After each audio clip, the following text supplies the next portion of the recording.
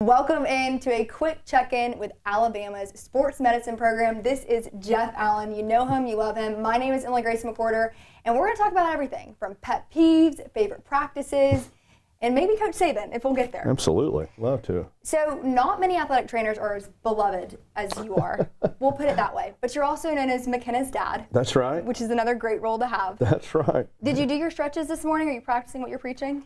I am definitely practicing what I preach. And the older I get, the more I have to practice it, because the older I get, the harder it is for me to keep up with these young guys. So I have to make sure I get my mind right every day to get going. So you've been here for quite a while, That's right. wearing the script A. Yep. We know you've had opportunities to go elsewhere. There's been a very famous transition in the last couple of months. Yeah. What keeps you here? The script A, you said it. It's a special place. And, when we came here, my wife and I and my daughter, she was 7 years old at the time, I think. Wow. It's been a long time, it's 18 years.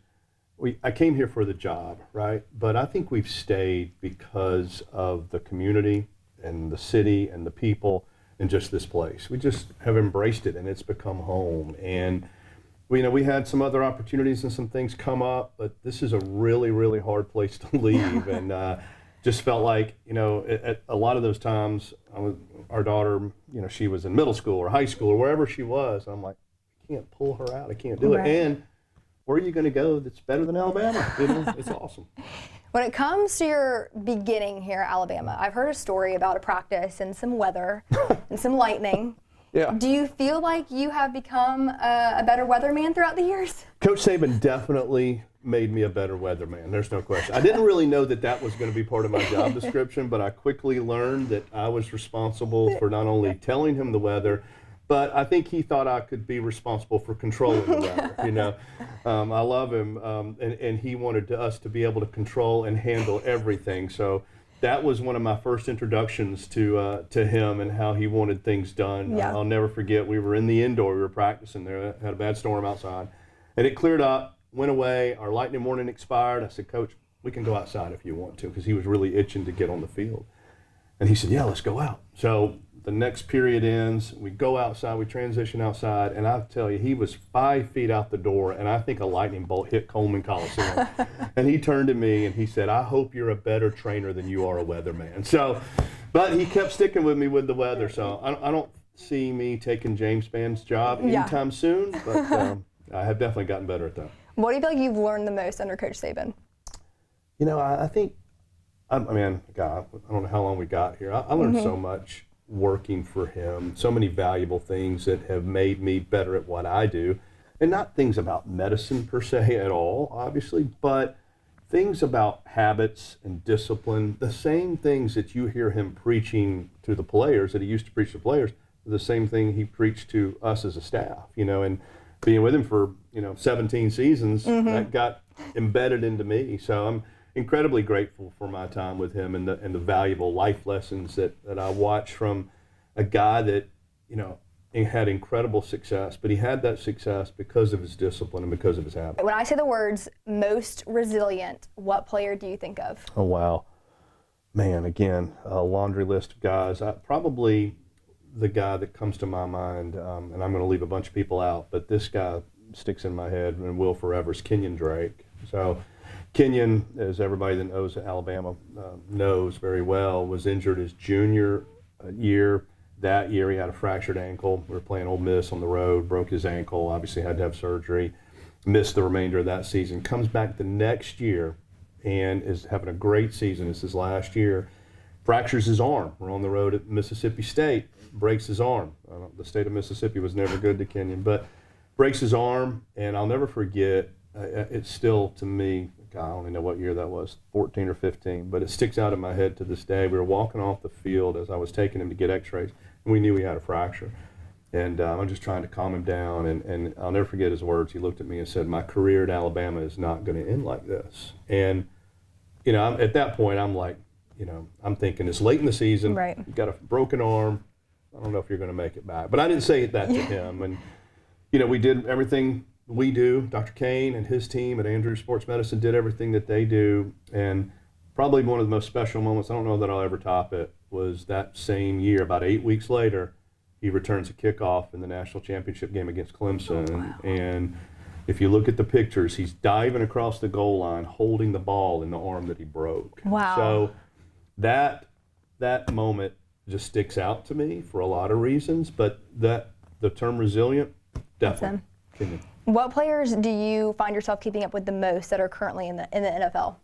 You know, I try to keep up with all of them. I mean, not necessarily talking to them all the time, but just watching them on TV. And it's so easy because every NFL game you turn on, you're going to have an Alabama guy. But I love that. I love to turn the TV on and hear them talking about an Alabama player. So, you know, I watch those guys and just couldn't be happier for their success. Yeah. I think when you do what we do in college athletics, in any sport, any position, you really are doing it to watch those athletes grow and have success. And the great thing for me after being here for 17 seasons is I get a chance to look back and have relationships with those guys and still see them. I love it when they come back to campus. I think I tell people all the time, it's the best compliment any program can have is for their former players to come back. And we see it all the time. Yeah. And our guys that are in the NFL constantly show up here in the off season to rehab, to train with Coach Ballou, to be around the program. And I tell recruits when I meet with them, I said, you know, every place you go, they're going to mention the word family. But if you want to see what a family's like, you know, if you're family, you go home. And I don't think there's a place in the country where the former players flock back to like they do here. Yeah, you mentioned those 17 seasons. From an athletic training standpoint, what has been the biggest change you've seen for the better from when you started until now, and what is something that you kind of shake your head at? You're like, I can't believe we were doing that.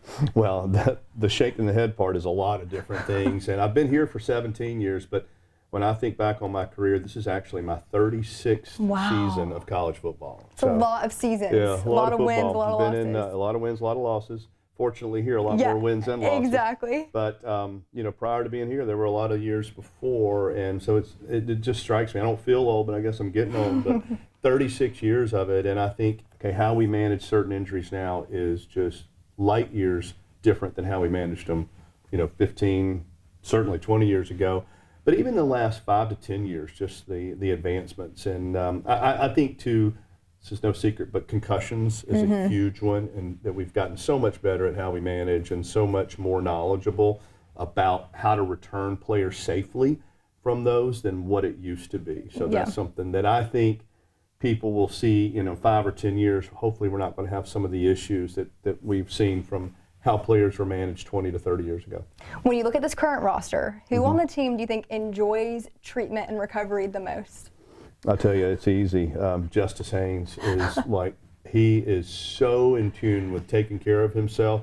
I was messing with him the other day. I said, I'm going to give you a key to this room, okay? You're practically on my staff, you know, but he's not a guy that's coming in here to try to get out of anything. He's a guy that's coming in here to try to get better. And that's another thing. If you ask what's changed over the years, I think players understanding the value of taking care of their bodies in terms of how they practice recovery habits, how they sleep, how they eat, certainly in our dining hall with our nutrition staff. But I think that right there is huge. But Justice, he is on it, okay? He beats me here without a doubt. So in your 36, 37 years of this industry, I'm curious, what is your favorite venue to go to play a game at other than Bryant-Denny? Wow, that's a great question. A lot of them over the years, and certainly in the SEC, I love going. Every road game is fun. Yeah. It's incredibly challenging. It's a lot of fun. Probably for me, though, and is Tennessee. I love that rivalry. I have grown up loving that rivalry, but I loved it from the other side, which is probably a little bit shocking to people.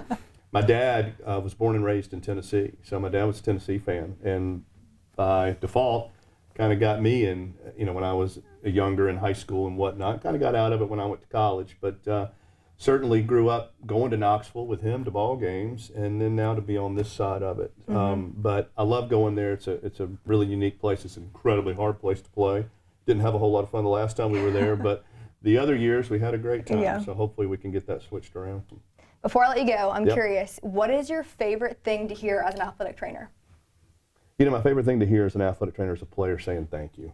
You know, that means the world to me. You know, and just I had it today. We were out there today at practice, and it was hot today. It was incredibly hot, and these guys have been working their tail off. And I had a guy come up. Coach DeBoer's great at the end of practice. He has the guys all kind of shake it out, he says, or together, and everybody talking to each other right at the end of practice, which has really been neat to watch their camaraderie. But I had a player come up to me today and goes, "Man, I just want to thank you. I wouldn't have made it without y'all today." I'm like, "Wow."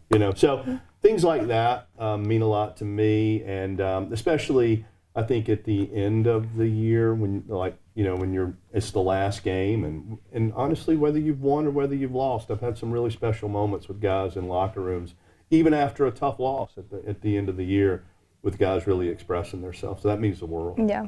Okay, now my real last question. Between Kalen DeBoer taking a spill in the facility and Coach Womack in full sweatsuits, what coach do you keep your eye on the most at practice? I had no idea Coach DeBoer fell. I read it in the media. That was us. I'm like, gosh, I should have helped you out. Who do I watch the most at practice? Right, I keep my eye on Kane now. Okay, with that, wearing that sweatsuit out there every day in 95, 100-degree weather. Yeah. I was like, what are you doing, my boy? But. Everybody has their habits when they go on that field, and that's his habit, that's his routine, and I love it. Jeff, thank you so much for Absolutely. sitting down. We are excited for this season at Alabama. Thank you, Emily. Roll Tide.